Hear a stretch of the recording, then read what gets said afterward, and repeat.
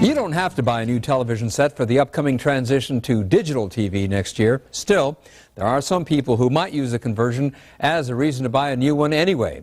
But buying a TV nowadays can be confusing, and here to clear up some of that confusion is Farr. So, Christian, where should you start if you want to buy a new television set? Well, you need to figure out how you're going to use that TV, what room you're going to put that in, and we'll get to that a little bit later. You also need to figure out your budget.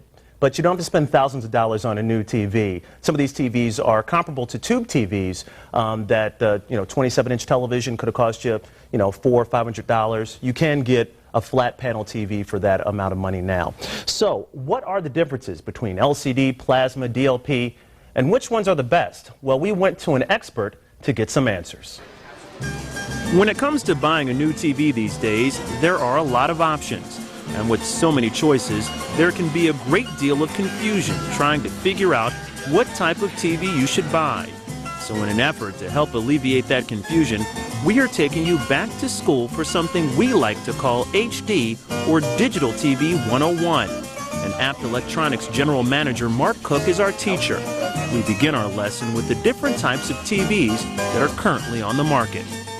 In big screen TVs, which is generally considered about 40 inches and up, you really only have two options: a flat panel TV, which there are subcategories of flat panel TV. There's plasma, there's LCD, or you've got rear projection TV, which also has subcategories of rear projection LCD or DLP. So you've got a couple different ways you can go in any big screen purchase. Once you get smaller than 40 inches, on the flat panel side, nobody makes a plasma TV smaller than 40 inches, actually 42 inches. So LCD is your only flat panel choice for a smaller screen.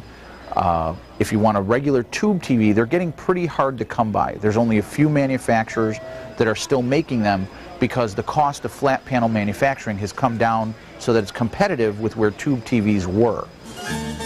Our next lesson: what are the differences between LCD, plasma, and DLP? Show me a plasma. Which one is a plasma? This is a plasma TV above, and this is an LCD below. Now, depending on the kind of TV somebody's watching this on, it might not leap out at them what the difference is. Fundamentally, the difference is this has got a hard screen, glass screen, that's going to pick up a certain amount of reflective light. So this might not be your ideal choice if you're putting this against a bay window, if you're putting this against where there's track lighting. It might pick up some of the lighting reflections in the room. An LCD has a plastic screen, which is much less reflective. So this is better in a brighter room with a specific light source facing against it.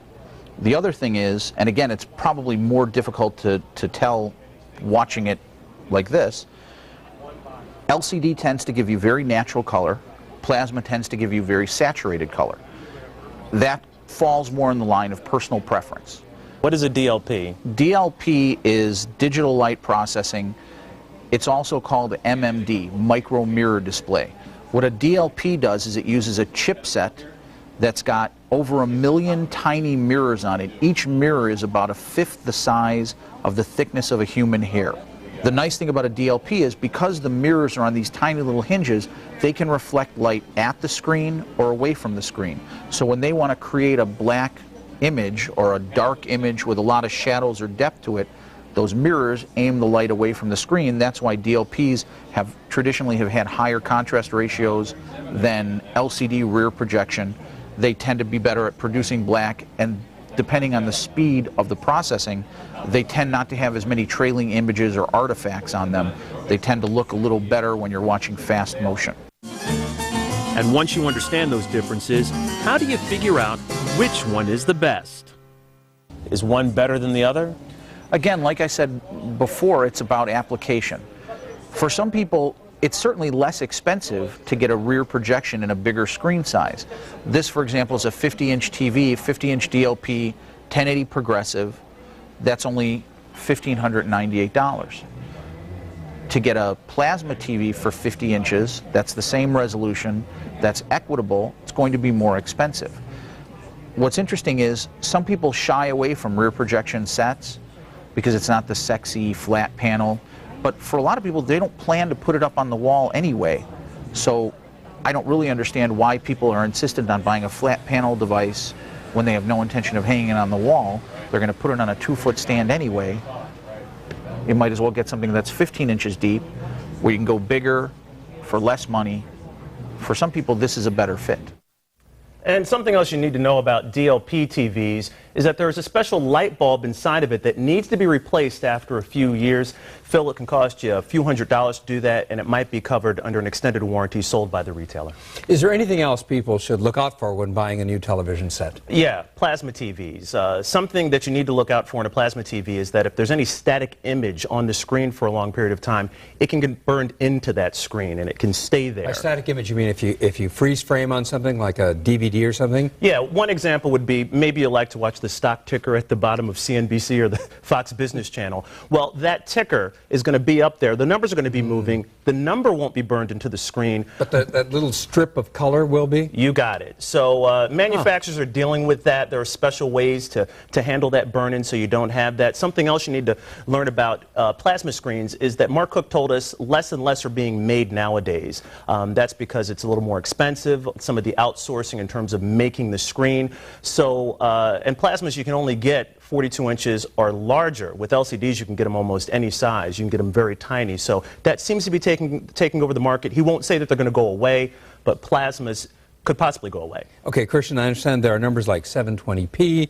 We heard him mention 1080p and 1080i. What does all that mean? Yeah, those numbers are really confusing to me. They sound like IRS forms. Yeah, well, scary. They are scary, but we're not talking about IRS forms. Easiest way, and not getting really into the technical aspects, they're all HD standards. When we're talking about 720p, the great thing about 720p is if you like to watch an action movie or sports like you like the White Sox, you're going to want to watch it on a 720p. You're going to get a great picture out of it because 720p is progressive. Now, when we're talking about 1080i, that's another broadcast standard. 720 is also a broadcast standard, which means a TV station would broadcast in 720p and 1080i. That's interlaced, and what that's going to give you is a picture that sort of looks like film. You're going to get a really great picture on that if you like to watch movies. Doesn't deal with action very well, but you can still watch an action film on there. The last one is 1080p. That is not a broadcast standard, meaning that a television station will not air anything in 1080p, but you can use 1080p if you love to watch movies on Blu-ray. Blu-ray uses 1080p. It's sort of the holy grail of television standards. Also, some computer applications will use 1080p. But, you know, if you're going to start all of this, go and talk to an expert. Mark Cook's a great guy. You can go to any other electronic store, talk to them, and make sure it's within your budget, and make sure you're putting it in the correct room. Christian, are you going to put this information on the website so people can remember all this stuff that you're talking about? Yeah, we're going to have a little stock ticker going across the bottom. But, you know, we've gotten a lot of calls about the whole digital transition, so we try to do our best in helping people out. Christian, thank you. And Chicago Tonight continues in a moment, so don't go away.